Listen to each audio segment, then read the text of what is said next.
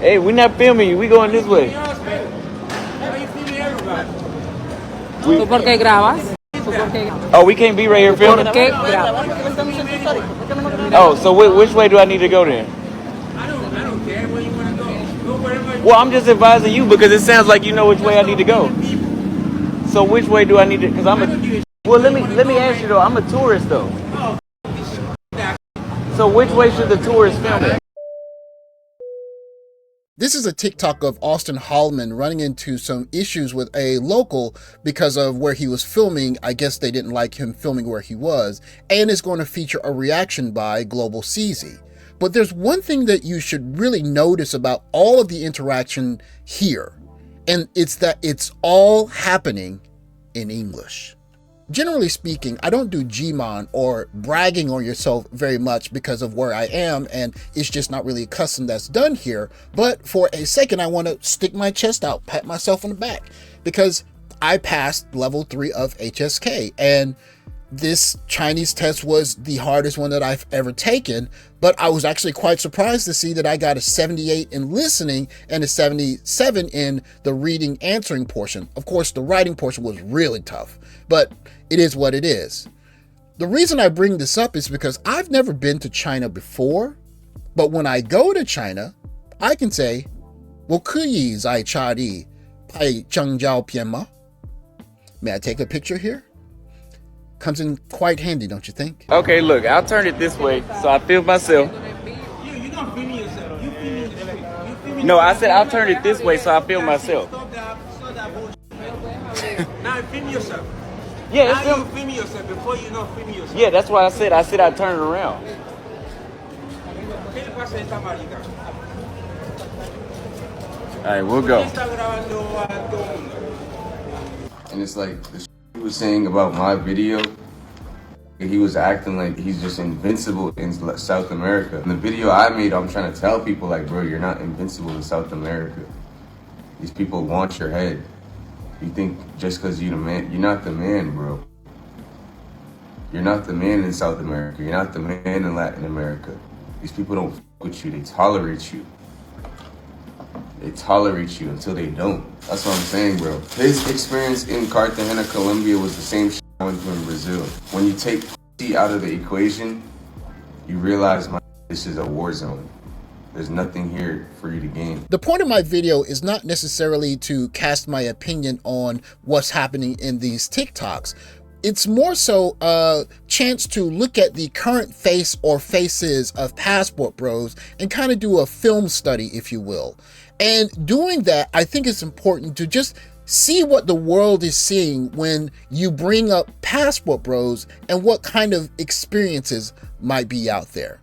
And this one hits home particularly with me because this gentleman, Global CZ, visited Japan. Konnichiwa. Lotion? Lotion. Yeah.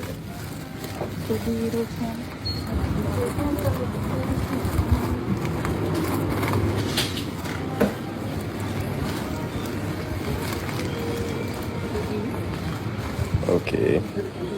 This is Global CZ in a drugstore in Okinawa, and he asked for lotion, which she assumes body lotion, and you can tell that she studied at least a small amount of English because she can say body lotion. But after a continued interaction with Global CZ, she makes an assumption about him. Sensitive? Yeah.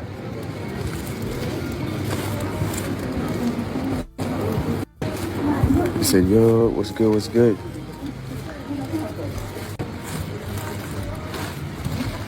Looking at the thumbnails that Global CZ made about Japan, I was curious. I wanted to see what was his experience like in Japan, and what did he have to say about it. Today, I'm gonna speak on the topic, Japanese people are afraid of me and every other black person out here. I done been here long enough, so I finally can make this video. I feel like I done broke it down to a pretty understandable level now. Because at first it was confusing as hell. You know, like why the fuck is everyone scared of me? Why is people acting like this every time you feel me? But I done figured it out. Alright, so being in Japan as a black person, no matter how you look, no matter how strong you are, tall you are, big you are, you're gonna get the same weird energy every day. And don't get me wrong, There are cool Japanese people that love you, that stare at you, that smile at you. There's women that'll approach you, talk to you first, show you love first. But the average person out here that you're coming in contact with every day, they're most likely scared of you. In most of Asia, yeah, they're scared of black people. People say it's because of the news, it's because of Asian hate in America, and that's not even true. You feel me? That's not even true. It's just an inherent like instinct thing. They're literally genuinely afraid of black people, black skin, black energy. If you look behind Global CZ, you see a shisa, which is a lion of sorts, but is a decorative symbolic ornament of Okinawa.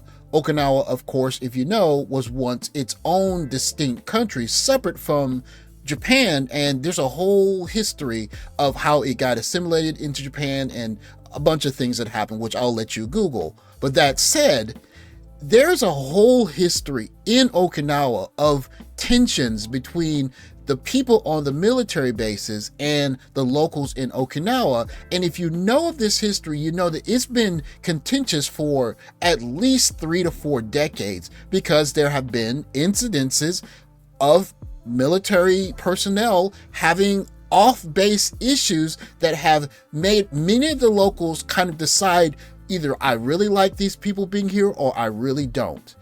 And this is a history that is very pertinent to the opinion that Global CZ develops in his time in Okinawa. I'm gonna break it down to you how this shit works. So being in Japan, first of all, as a black person, no one really relates to you genuinely. Like, even if you speak the language a little bit, these people genuinely don't relate to you.